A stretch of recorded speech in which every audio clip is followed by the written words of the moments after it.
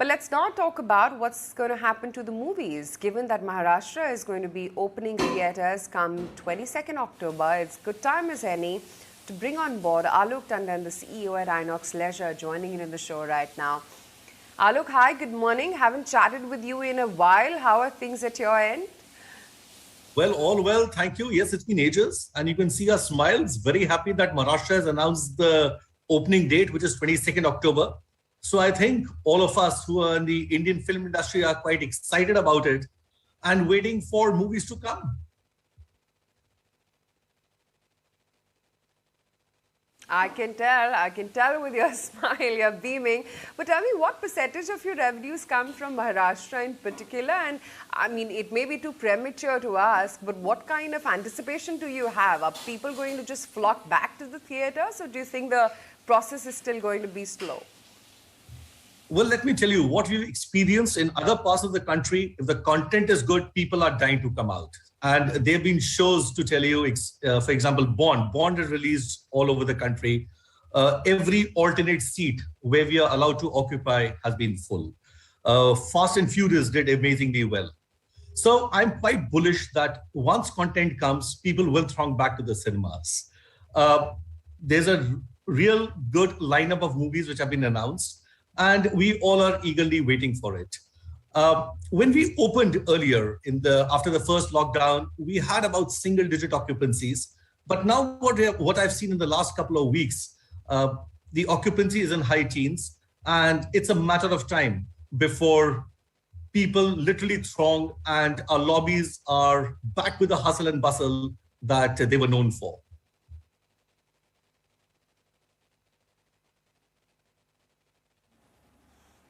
Fingers crossed on that.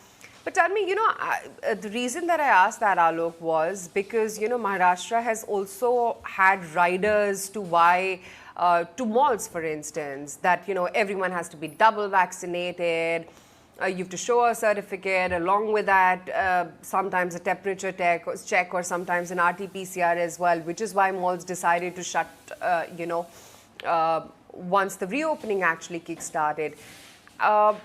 You think hindrances or riders like that could perhaps pose a challenge on footfalls coming back and people thronging back to cinemas? If I can just continue with your previous question, that why is Maharashtra important? Well, let me tell you that Maharashtra is very important for the Hindi film industry because, for example, I can talk about INOX, that about 20 to 22% of our seats and our theaters are in Maharashtra. And similarly with other players across the geography in Maharashtra. So Maharashtra is a very, very important component, especially for the Hindi movies to release. And when you talk about impediments, I don't think that there are impediments. People today have to learn to live with the virus. We have to respect what the government does. We have to ensure the safety of people. And I think that most of the adults in the country today have got a double dose of vaccination. And just to add to that, the comfort which we are providing also for our patrons is that each and every staff member of ours has got a double dose of vaccination. So yes, it's a short-term issue. It's a short-term challenge. But looking at the larger, the entire industry per se, I think that if we check whether people have been vaccinated for the next couple of months, there's no harm in that. And that will only boost the confidence of the people, and they will come back to the cinemas.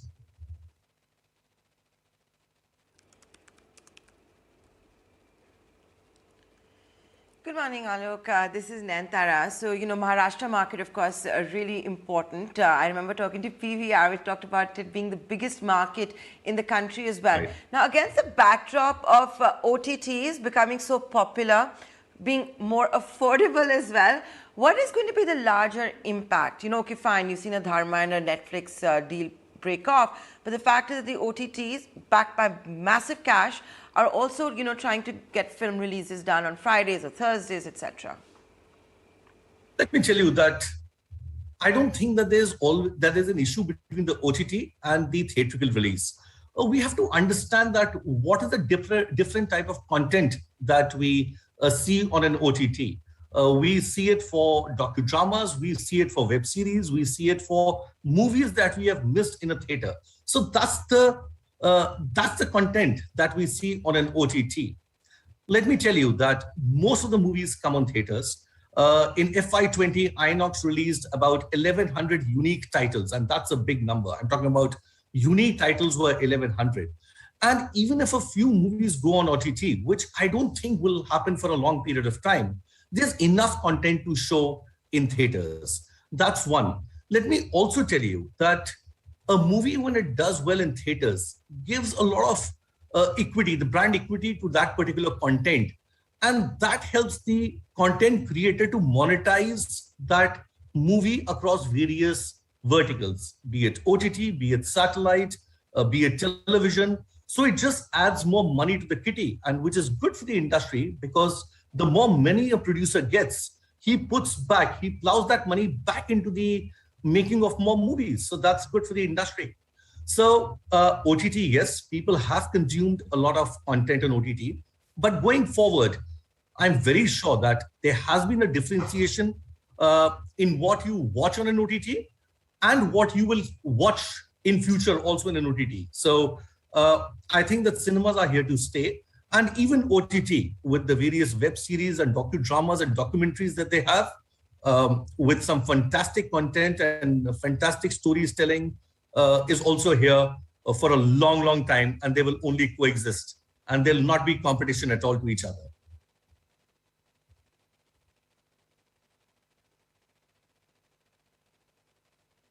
And cinemas will learn to coexist. They will not compete with each other. But because, you know, habits are formed in what they say, 21 days, we've gotten used to just lying around in our pajamas, watching the show of our choice at the pace that we want, with no commercials and all of that.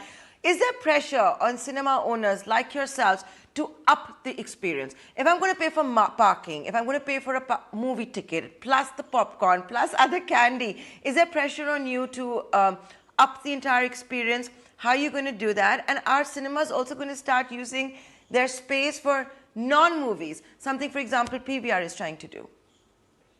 Well, let me tell you that what you said, that lounging in your house, watching it in your pajamas, well, yes, that's one, I would say, a positive thing. But then, can you get crystal clear image? Can you get uncompressed sound? Can you get that ambience? The answer is no. You have to come to watch a movie on a large screen, which is from a wall to wall, and then enjoy what the content creator has made. So I would say that that's important, number one. Number two, when you talk about costs, well, cost is there for anything. If somebody gives you a good ambience, the rentals that we pay, the mall owner has constructed the mall, so he has to monetize it. So those are given. Today, I know that all of us order food from outside. Does it mean that we have stopped going out and eating food? The answer is no. Similarly with movies. See, today, movies are being made in a way that you come out and enjoy. I always say that people go out for a 2.5-hour vacation, and that's something which will continue. When you talk about using it for any other movie, any other content, my answer is yes. INOX has already started it. We've been doing it for a long time. We use our theaters for AGMs. We use our theaters for stand-up comedy. We use our theaters for various other non-cinema activities. And that's something which we have been doing for a long, long time. And just to add to that, in pre-COVID times, we used to reach out to schools, to colleges, because we have got a big library of educational related material, which we used to show on our cinema screens. We've got a library of Nat Geo and Discovery Channel movies. So that's something which we keep on doing. Yes, we are using our cinemas for alternate content, whether it's a cricket match, whether it is showing the NBA live, or whether it is doing anything else. We are monetizing our seats, and that will also continue in the future.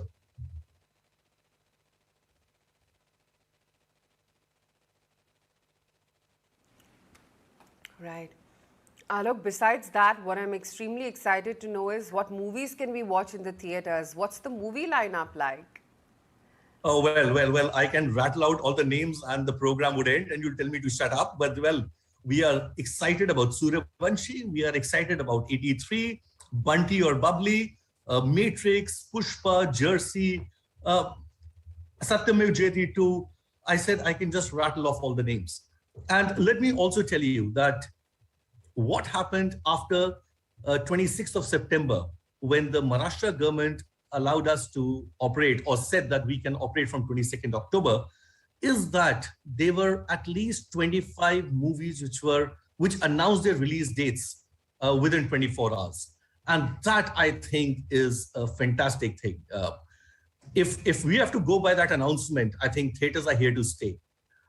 Nobody can take out the spectacle of watching a movie on a giant screen. And let me also tell you that the entire industry will remember 26 September as the most pivotal day, as it boldly underlined the significance of theatrical release. So that's how I can put it. And today, I think that there are at least 20 to 25 movies ready in Hindi, in English, and other Indian languages to be released.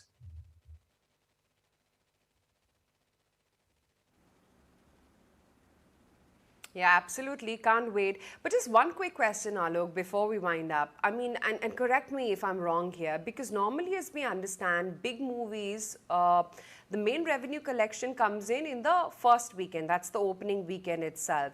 With capacity caps in place, and I'm guessing that would be the case once Maharashtra as well opens multiplexes, what is going to be your revenue model, and what are the discussions that you're having with producers as of now? Well, we are having constant discussions with the producers, not now, but for the last 18 months. And I would say that many of them have held on to the movies, which is a great sign that they believe in theatrical exhibition. You are saying that 50% capacity is there. Yes, some of the states have 50%, but I think there are 4 states, Rajasthan, Odisha, Telangana, and Karnataka, which have allowed 100% seating capacity to be used. And going forward, I think 22nd is still about 2 weeks away. We could see more states announcing 100% capacity utilization. But having said this, even in states where we have 50% allowed, we are seeing lots of people coming in. We are seeing every alternate seat being full. So hence, where box office revenue is concerned, yes, there could be a slight hit, a marginal hit, but nothing beyond that. And there are other revenue streams also. If I talk about the producer, yes, he monetizes it by selling it to other verticals. And where we exhibitors are concerned, we have our F&B and advertising revenues, because we all know that the revenues of an exhibition company comes from box office, food, and advertising. So that's there. But let me tell you, whatever happens is only for a short period of time. Come festive season, Diwali, we know that a big movie has been announced. Christmas, we have another blockbuster coming out. So is Republic Day. I think it'll be a matter of time before all states allow us 100% capacity utilization, and then things will be back to normal. But yes, it could be a 2 to 3 months slight hiccup for revenues compared to pre-COVID days.